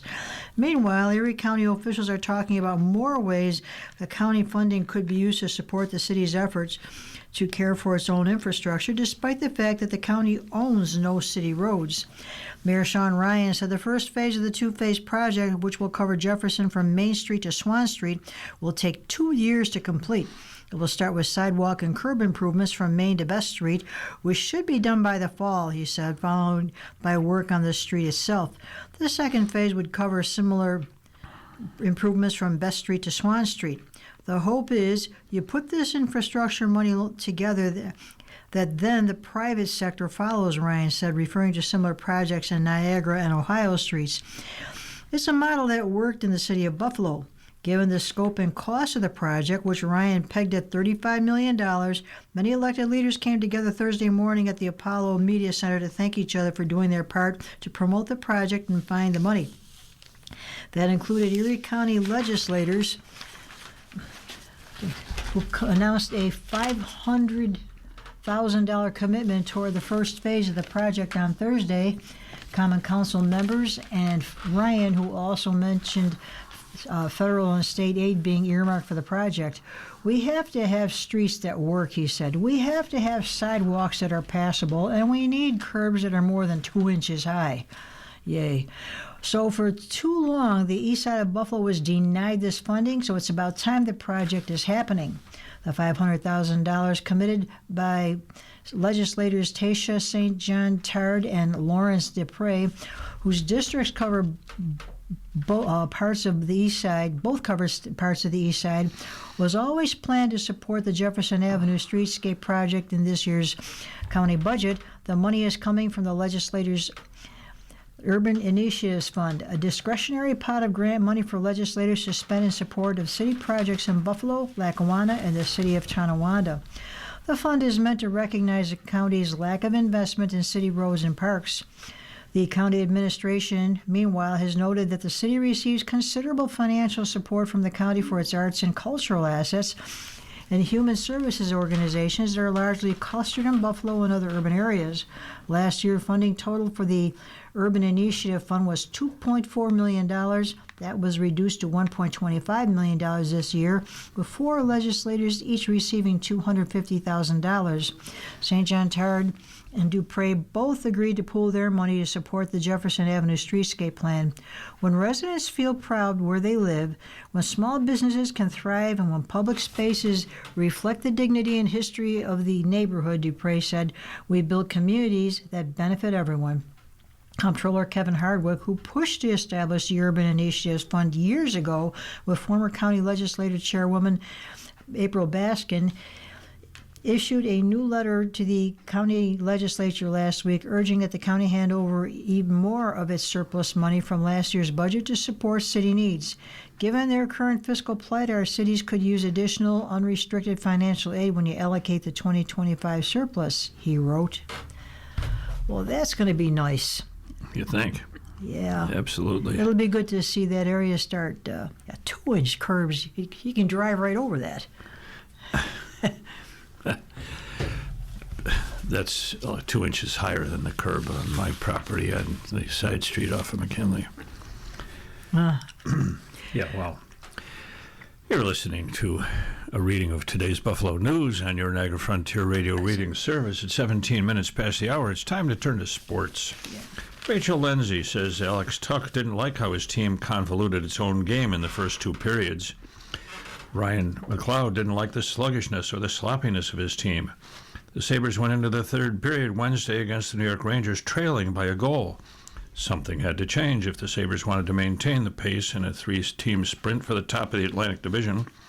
The Sabres simplified in the final 20 minutes of a 5-3 win against the Rangers at Madison Square Garden. We were complicating things in the first couple periods, Tuck said. I thought we were able to capitalize on a couple opportunities, but we got back to it in the 3rd period. Our game, simple, fast, direct. A little chaos in front. Ended up with 2 net front goals, so that's good. With his team trailing the Rangers 3-2 early in the period, Tuck tied the game when he deflected Peyton Krebs' shot from the point past Rangers goalie Igor Shesterkin at 5:51. Less than 90 seconds later, Jason Zucker scored his 2nd game-winning goal in as many games when he picked up a puck that bounced off Shesterkin's left pad and put a backhand shot past the Rangers goalie, who was sprawled on the ice at 7:14. We decided to play our game, said Zucker, who combined with teammate Ryan McLeod to score 2 goals and 2 assists against the Rangers. The first 2 periods, we were messing around with pucks too much in our own zone. We were throwing pucks right through the middle of the slot, coming out of the D zone, very uncharacteristic of us, and they made us pay for it. So we got back to our game. It helped the Sabres take the lead in the Atlantic Division. The Sabres finished Wednesday at first in the Atlantic with 104 points, ahead of Montreal and Tampa Bay, each with 102 points. The Canadiens and Lightning were idle Wednesday, and the Sabres have 3 regular season games left. 2 wins, Monday and Wednesday, is huge, Tuck said. And it's a tight race right there for first in the Atlantic. We want to do whatever we can to increase our lead now. We're in first, but obviously 2 really good teams chasing us. Just want to stack up some wins, get some points, and continue to push and get ready for the playoffs. Sabres coach Lindy Ruff made a droll comment about his Sabres playoff chase, too. It feels like we've been in a tight race since December, Ruff said with a chuckle. A tight race to get into the picture and then a tight race to move up in the standings. Now it's a tight race to stay up in the standings. Our division has been incredibly tough. The strings of games that Montreal put together, Tampa Bay had a real nice run, and we're all sitting there together. Ruff liked his team's net front presence in the third period. In fact, that's been Zucker's bread and butter all season, creating chances and picking up loose pucks in the hot zone immediately around an opposing goalie. The Sabres finished with 15 high-danger scoring chances, according to the Natural Stat Trick, with 9 in 5-on-5 situations, including the first of Zach Benson's 2 goals. In the third period, we executed almost every zone, and we got rewarded for getting to the net. As Ruff said, the Zucker goal is an example of that, the Tuck goal. Those are the types of goals you're going to win a game in the playoffs. McLeod scored his first goal since March 5th when he gave the Sabres a 1-0 lead at 4:40 of the first. The center beat Chesterkin on a shot from the right circle at 4:40 off an entry pass from Zucker in the neutral zone. How did McLeod work through a span of more than a month between goals? Play my game every night, McLeod said. It's tough when they don't go in for you for a while. It feels like they're never going to go in. Just try to get back and shoot some pucks, and luckily one got by today. How did McLeod beat Chesterkin? Just saw the lane, shot it, and it went in, McLeod said. One area where the Sabres needed late-season reversal of fortunes, the power play. The Sabres' power play is 0 for 15 in the last 4 games and finished 0 for 4 in the power play against the Rangers. They couldn't convert a 5-on-3 opportunity late in the second period, with New York's Vincent Trocheck penalized for slashing at 16:31 and Vladislav Gavrikov penalized for cross-checking at 17:35. Sabres' penalty kill also is less than stellar at Madison Square Garden. The Sabres finished 2 for 3 the Rangers finished 2 for 3 as Alexis Lafreniere and Adam Fox scored power play goals. Fox's goal with less than 6 minutes in the second gave the Rangers a 3-2 lead. Just giving them some in-zone time is tough. Tuck said they've got a lot of weapons over there and a lot of good players, and they're going to capitalize on opportunities. We've got to be better than that. The power play, we've definitely got to bear down. Both units weren't good enough.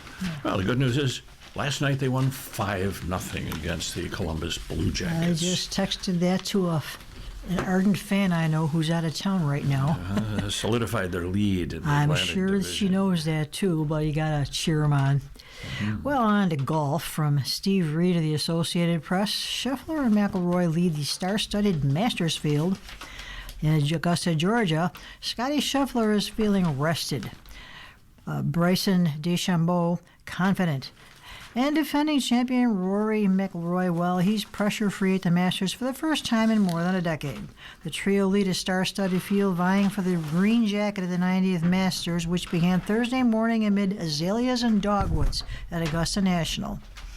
It's been an amazing 12 months bringing this thing all around the world. The excitement on people's faces when they see it, and the excitement that I still get putting it on.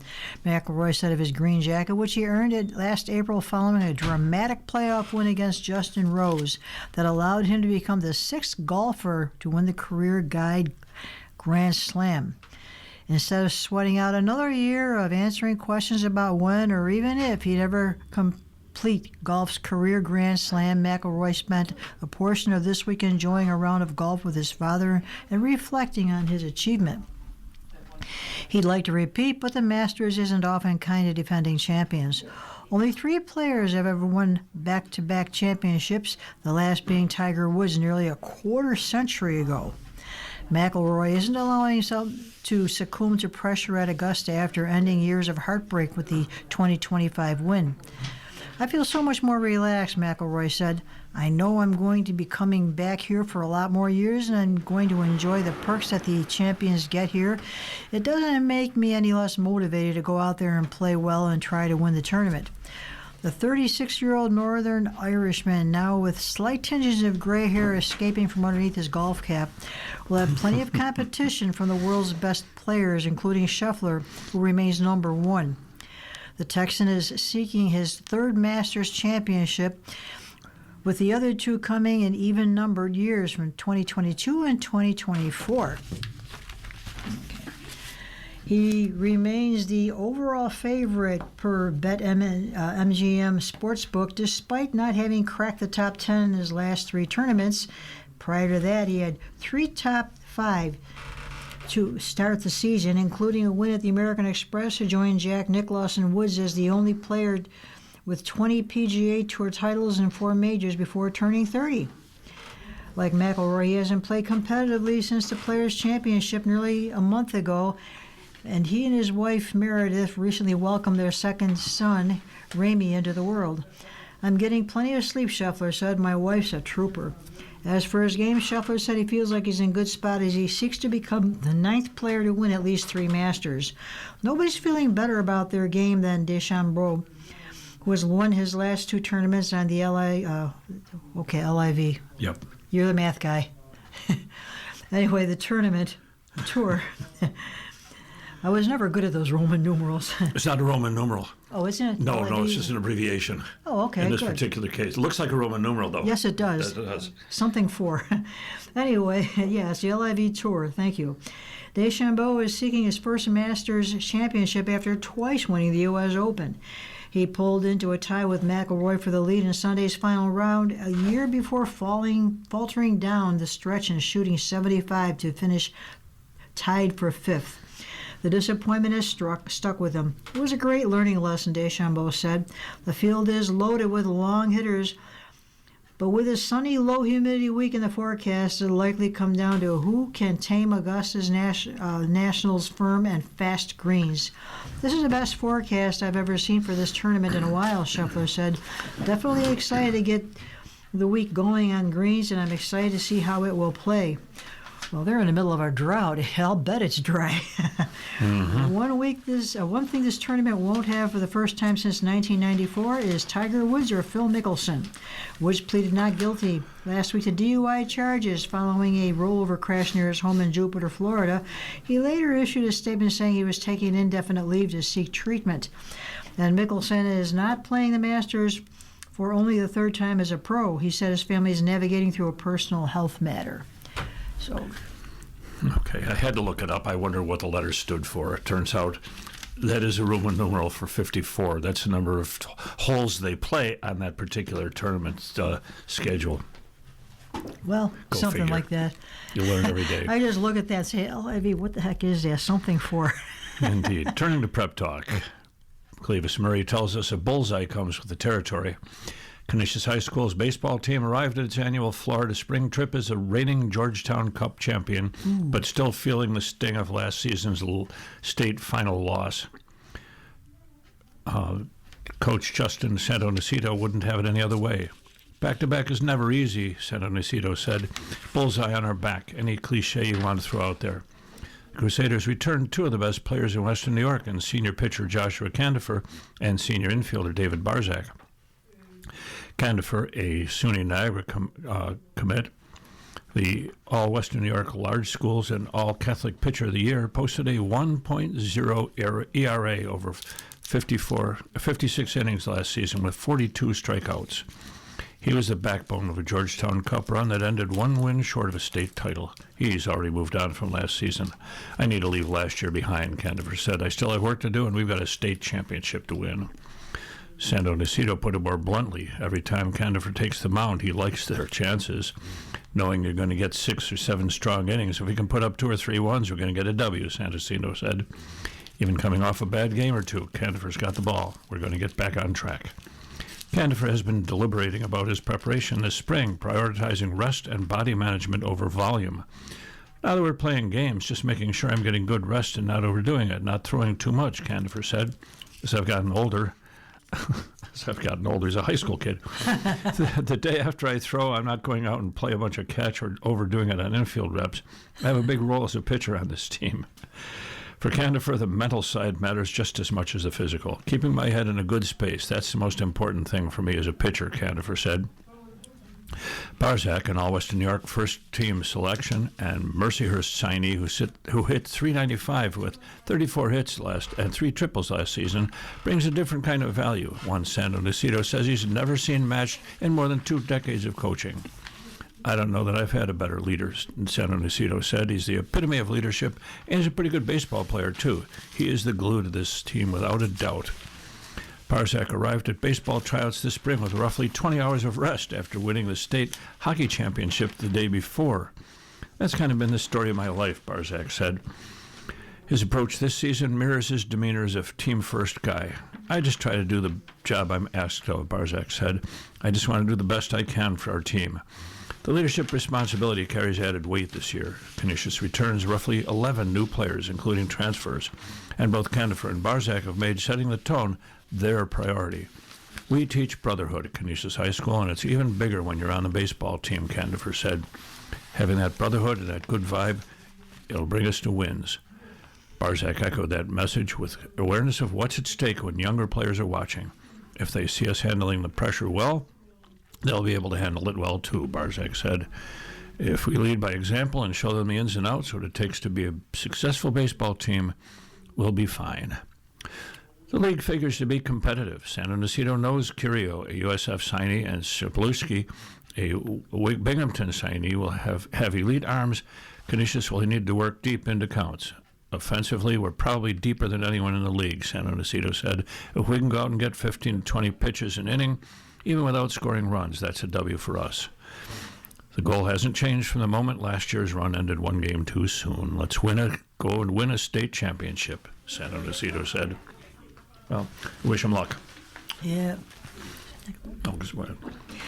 Iranian American fans torn between pride and protest. This is from the Associated Press. With Iran qualifying for the World Cup, Arad Irshad had visions of splurging on flights and tickets to attend one of the team's upcoming first-round matches in Los Angeles. That changed when Irshad, a New York graduate student who grew up in Tehran, saw how many of the players he had adored since childhood failed to speak out following his theocratic leadership's deadly crackdown on protesters in January. I feel so bad that I do not want them to succeed. They were like my icons, my legends, he lamented during a recent pickup soccer game on Long Island. I know playing a World Cup is the biggest thing a soccer player can achieve in his life, but how can you just be silent? Irshad is one of many diehard soccer fans in the Iranian diaspora with conflicting emotions as Team Melli, the Persian nickname for Iran's national squad, prepares for its 7th World Cup. Iran is set to begin its campaign against New Zealand on June 15th near Los Angeles, a region that's home to the largest Iranian community outside of Iran, including many who fled the 1979 Islamic Revolution. Some view the men's team as complicit in whitewashing the Iranian government's repression and can't bear to watch the competition. Others plan to attend Iran's games to show their love for the country and sport, but bearing signs of protest. Still others say they'll let politics aside and just enjoy seeing Iran compete on soccer's biggest stage. And all of this is assuming the team actually takes part, which Iranian officials call into question because the country's at war. Because the countries were at the United States and Israel. Iranian soccer officials recently met with the heads of FIFA, international soccer's governing body, who had insisted that Iran stick to the schedule. The Iranian team often finds itself unable to avoid political issues. Before a recent match in Turkey, players held small backpacks honoring the Iranian children who were killed in a U.S. missile strike on an elementary school, a move Iranian American fans said showed their allegiance to the government and the political pressure it places on them. Iranian athletes have faced serious consequences for speaking out. In 2022, a prominent former member of the national team was arrested for allegedly protesting against the country's leadership. This year, star striker Sardar Azmoun wasn't selected for the World Cup warm-up games, reportedly because of a social media post that angered the authorities. You're listening to a reading of today's Buffalo News on your Niagara Frontier Radio reading service. We're going to look to Eric for some advice. Always a highlight, I think. So, today, can't get this thing open. Here we are. Flaky stepdaughter disrespects home after moving in. Oh, boy. Dear Eric, my 23-year-old stepdaughter moved in with us 4 years ago. She leaves for days on end and doesn't let her dad know where she is. We both worry. She has been gone for months at a time. couple months ago, I ventured into her bedroom because I had an electrician coming, and I found a disgusting mess, garbage and dirty clothes everywhere. I sent all her dirty laundry, garbage bags full, out to be laundered and cleaned her room. When she came home days later, she was mad. She took bags full of her stuff, went right for the front door, and left without saying a word. She left me a nasty note that said we violated her privacy. It's been 2 months, and this week she said she wanted to come for a visit. When we were dropping her back off at her mom's, she said, "I will be home Monday." Her dad and I just looked at each other in shock. Home? I told him she cannot keep just popping in and out without notice. We can't tell her what to do. She is technically an adult, but her lifestyle is not welcome in our home. Am I right to stick to my guns and not allow her to return to our home? What can I say to her, Dad, that might help him understand?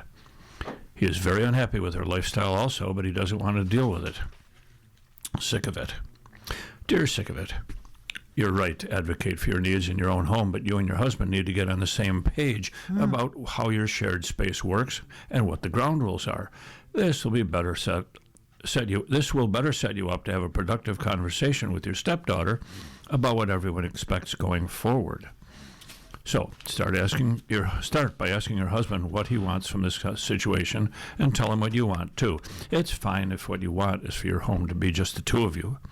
It sounds like your stepdaughter is struggling to find her place in life and perhaps taking advantage of her parents' generosity. Even if you and your husband agree to let her move in again, you'll still need to have a resetting conversation about what is and what is not expected in your home. Simply put, there's no way your husband won't have to deal with this. This is a lifelong relationship, and so he needs to be clear with you, with himself, and with his daughter about what is and is not acceptable. Violated her privacy. Well, things happen.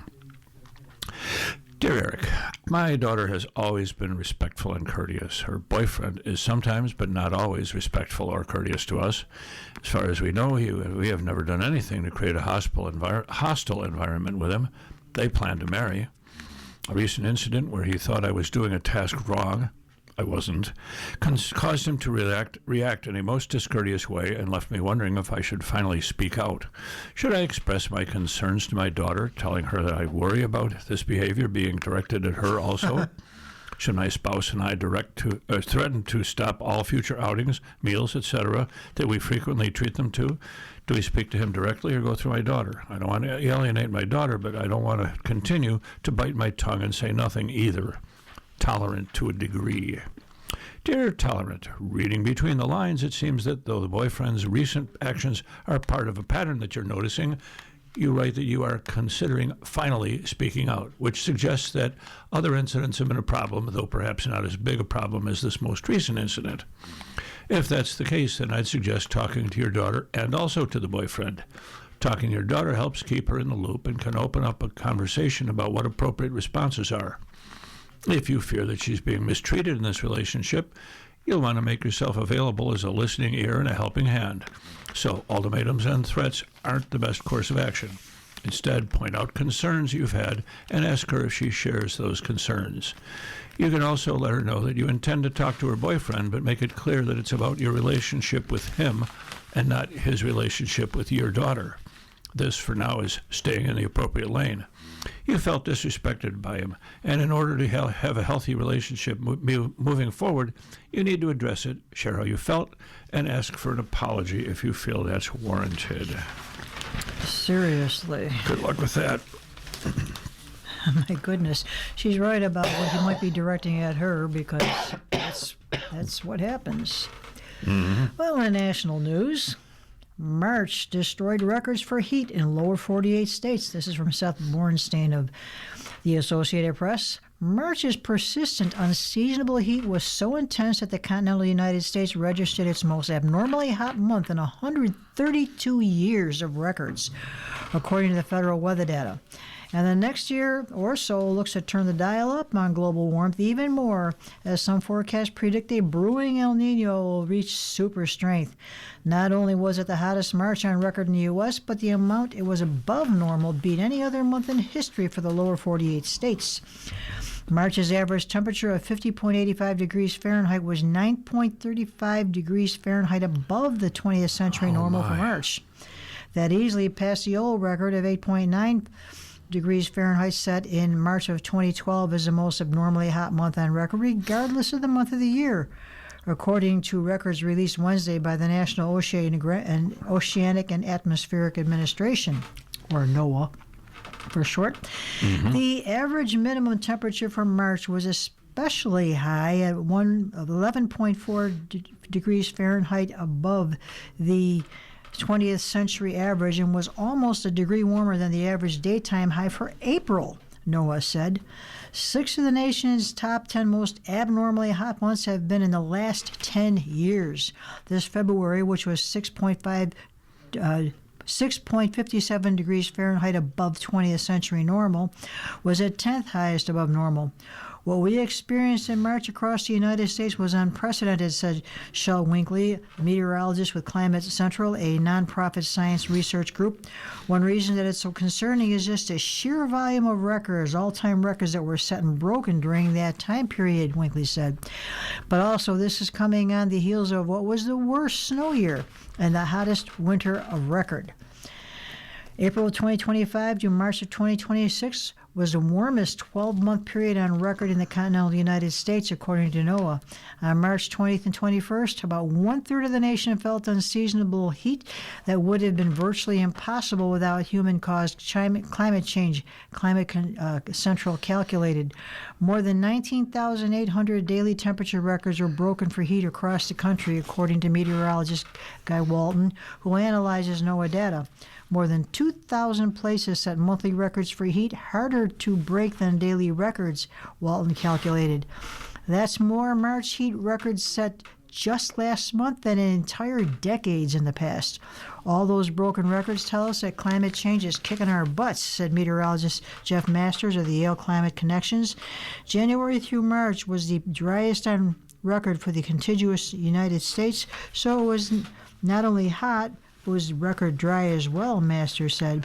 And that's a bad combination for water availability, for agriculture, for river levels, for navigation. The European Climate and Weather Service, Copernicus, and NOAA are both forecasting a super strong El Nino to form in a few months and intensify into the winter. Meteorologists expect that to increase already warm temperatures across the globe, likely pushing past the hottest year mark set by 2024. An El Nino is a natural, temporary, and cyclical warming of parts of the central Pacific that alters weather across the planet. An El Nino is formed when a specific part of the ocean is 0.5 degrees Celsius or 0.9 degrees Fahrenheit warmer than normal, is considered moderate at 1 degree Celsius and strong at 1.5 degrees Celsius. Both NOAA and the Europeans are forecasting this one to be well above 2 degrees Celsius into an area that's informally called supersized and perhaps rivaling records set in 2015 and 2016. An El Nino releases heat stored in the upper ocean into the air, which causes global temperatures to rise, but with a few months lag time, said Northern Illinois University meteorology professor Victor Gensini. A strong El Nino could plausibly push global temperatures to new record levels in late 2026 and into 2027, Gensini said.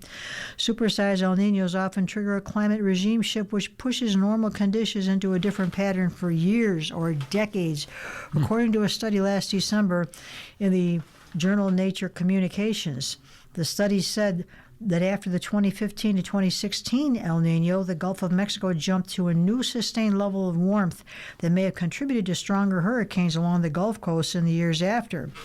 Growing research seems to indicate that a warming world from the burning of oil, coal, and natural gas could be making the El Nino stronger, but climate scientists said that's not quite a consensus yet. Global warming is supercharging El Ninos and the atmospheric warming they drive, said University of Michigan Environment Dean and climate scientist Jonathan Overpeck. We saw this in 2016 and more recently in 2023. We're likely to see another jump in global temperatures if a strong El Nino develops later this year, as being predicted. I was watching some atmospheric stuff way back then. I remember it. It was pretty scary.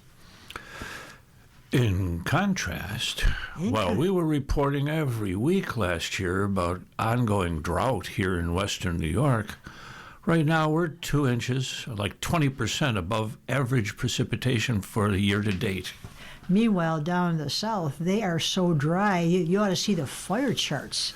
And It's we've got a scary. fire ban here this month, currently in effect, because things have been somewhat dry lately.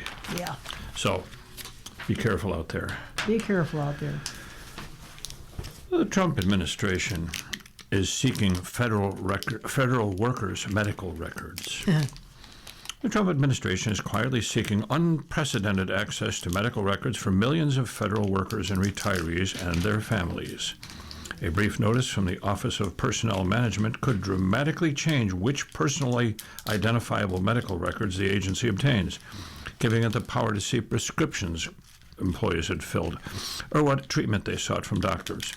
The regulation would require 65 insurance companies that cover more than 8 million Americans, including federal workers, retired members of Congress, mail carriers, and their immediate family members, to provide monthly records to OPM with identifiable health data on their members. The proposal is prompting unease from insurers as well as health policy and legal experts who are concerned about the legality of OPM acquiring such a sweeping database of sensitive health information and the agency's ability to safeguard it. OPM could use the data to analyze costs and improve the system, said Sharona Hoffman, a health law ethicist at Case Western Reserve University in Ohio. But, she said, they're going to get very, very detailed and granular data about everything that happens. The concern here is the more information they have, they could use it to discipline or target people who are not cooperating politically. OPM spokespeople did not respond to repeated requests for comment. The agency's notice asks insurers that offer federal employees health benefits or Postal Service health benefits plans to furnish service use and cost data, including medical claims, pharmacy claims, encounter data, and provider data. It says the data will ensure they provide competitive, quality, and affordable plans. Yes, I'm sure that's their goal. The notice, posted and sent to insurers in December, does not instruct them to redact identifying information, a burdensome process that they would need federal guidance to complete. Instead, it states that insurers are legally permitted to disclose protected health information to OPM. Several experts in health policy and law consulted by KFF Health News said they interpreted the request to mean the Trump administration was seeking identifiable data. The ask comes a year into a Republican administration that has been defined by haphazard mass layoffs and firings of thousands of federal workers, including dozens who say they were targeted in acts of political retaliation or for not embracing the White House's agenda.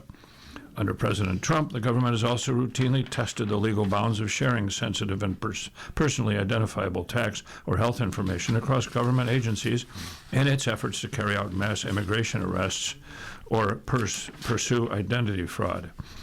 You can anticipate a scenario where this information on 8 million Americans is now in the hands of OPM, and there's a real concern of how they use it, said Michael Martinez, senior counsel at Democracy Forward, an advocacy organization that filed a public comment opposing OPM's proposal in February. Martinez previously worked at OPM. They've given no information about how they would treat that information once they have it, he said. Among Martinez's concerns is how the administration might use information about employees who have sought abortions. 41 states have some type of abortion ban, or transgender treatment, medical care that the Trump administration has tried to curb. The American Federation of Government Employees, the largest union representing federal workers, did not respond to requests for comment. Martinez and others who reviewed the notice for KFF Health News said the proposal was so vague they were uncertain exactly what medical records OPM wants to access.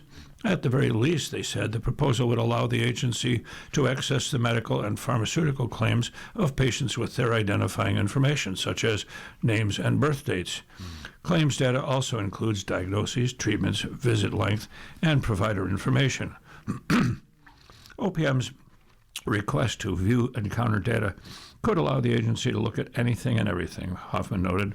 That could include detailed medical records, such as a doctor's notes or after-visit summaries. Jonathan Foley, who worked at OPM advising on the federal employees' health benefits program during the Obama and Biden administrations, said he doubts the agency has the capacity to ingest such minutiae.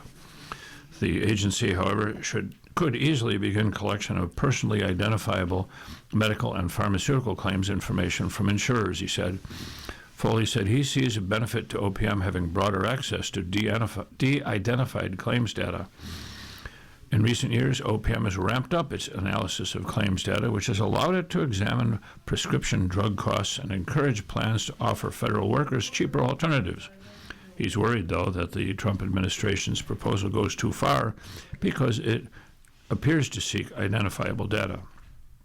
It's kind of shocking to think of them having protected health information without having strict guardrails, he said.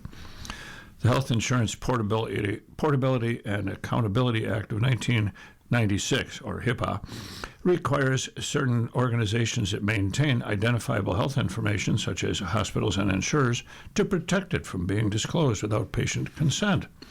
Those entities can disclose such information without consent only in specific scenarios, with a justification that it is deemed reasonable or necessary. Even then, HIPAA mandates that they provide only the minimum amount of information required. OPM argues in its notice that it is entitled to the information from insurers for oversight activities. But several people who reviewed the notice questioned whether OPM's explanation for requesting the information is sufficient. The language in it seems quite broad and encompasses potentially a lot of information and data and is sort of light on justification, said Jody Daniel, a digital health strategist who helped develop the legal framework for HIPAA privacy rules over 2 decades ago. Several major insurers that offer federal employees health plans, including the Blue Cross Blue Shield Association, Kaiser Permanente, and United Healthcare, declined to comment on their plans to comply with the notice or offer insight on where plans to implement the data sharing stood. Only one insurer individually weighed in with a public comment on OPM's plan. In March, CVS Health executive Melissa Schulman urged the federal agency to reconsider its proposal. OPM's request raises substantial HIPAA compliance issues, Schulman wrote, arguing that federal law allows the agency to examine records but not to collect data. Insurers would be breaking the law by providing personal health information to OPM's vague and broad general purposes, she said. The Association of Federal Health Organizations, which represents CVS Health and dozens of other federal health plan carriers, also weighed in with a 122-page comment opposing the notice. 122-page comment. Okay. Wow. In it, FHO Chair Kari Parsons emphasized that insurance carriers are bound by HIPAA to safeguard personal health information. We'll see where that goes. Yeah, I'll read that last article, okay? Mm-hmm. Okay. Special elections, and this is from Washington News. Special election raised red flag for GOP, and this is from Scott Bauer, Jeff, Amy, and Jonathan Cooper of the Associated Press. And from Madison, Wisconsin, the bluntest assessment of Republican failures during this week's election in Wisconsin came from one of their own. We got our butts kicked, said U.S. Representative Tom Tiffany, who is running for governor. He was referring to Democratic victories and campaigns for the Wisconsin Supreme Court and the mayor's office in Waukesha, a conservative suburb outside of Milwaukee. But some Republicans were also rattled by a special election in Georgia, where their candidate to replace Marjorie Taylor Greene in Congress won by a much slimmer margin that the party particularly enjoyed in the past. Taken together, the swings from red to blue added more data points to an increasingly clear picture of Democratic momentum heading into the November midterms, when control of the U.S. House, the U.S. Senate, and the state governments around the country are up for grabs. In rural, urban, red, blue, Democrats have overperformed everywhere, said Jared Leopold, a Democratic consultant whose clients include Keisha Lance Bottoms, a candidate for Georgia governor. That is a significant canary in the coal mine about what November of 2026 is going to look like. Some Republicans insisted there was no need to panic and their fundraising remained stronger than Democrats. Stephen Lawson, a Georgia strategist, said the sky's not falling, but he also said his party's running behind where it has been in the past and Republicans need to be looking at these results carefully. Special elections can be notoriously unreliable as political benchmarks, but Democrats have consistently demonstrated surprising strength. They flipped a Texas state Senate district. They won a Florida state House seat in a district that includes President Trump's Mar-a-Lago resort in Palm Beach. Then they gained ground on Tuesday in the race to replace Green, who resigned from Congress in January after a falling out with Trump. Clay Fuller, the Republican candidate, prevailed by 12 percentage points. 2 years ago, Green won by 29 percentage points, and Trump carried the district by almost 37 percentage points. That's a red alarm for Republicans, said Democratic strategist Meredith Brasher. Fuller defeated Sean Harris, who plans to challenge him again in November. Georgia has key races this year, including an open contest for the governor's office, and Senator Jon Ossoff, a Democrat, is trying to defend his seat as well. There is reason to think that a simmering discontent could boomerang on Republicans just 2 years after Trump harnessed voters' anger with his comeback to the presidential campaign. In November, the Democrats defeated 2 Republican incumbents in statewide races for seats on the Public Service Commission, which regulates utilities, and rising electricity rates have been a fault line in recent campaigns, especially as enormous data centers are built to power artificial intelligence. So, and we'll conclude there. And you are listening to a reading of articles and features from the Buffalo News for today, Friday, April 10th of 2026, and we're listening to a reading to the articles from for this date, and we read the Buffalo News live on weekday and Sunday mornings at 9 a.m. and rebroadcast at 4 p.m. And we're going to look at a couple of comics here. And I like Blondie, and Dagwood comes running in from work with his briefcase swinging. He says, "Hey, what's for dinner?" And she clasps herself and says, "Ooh, anything you want." And then she grabs him by the arm and out the door and says, "You're buying." I particularly enjoyed Family Circus today. Mom's coming along, and here poor Billy's sitting there on the ground below a tree. He says, "I wasn't climbing it. I was trying to unclimb it." Oops. Oops, that didn't work out too well.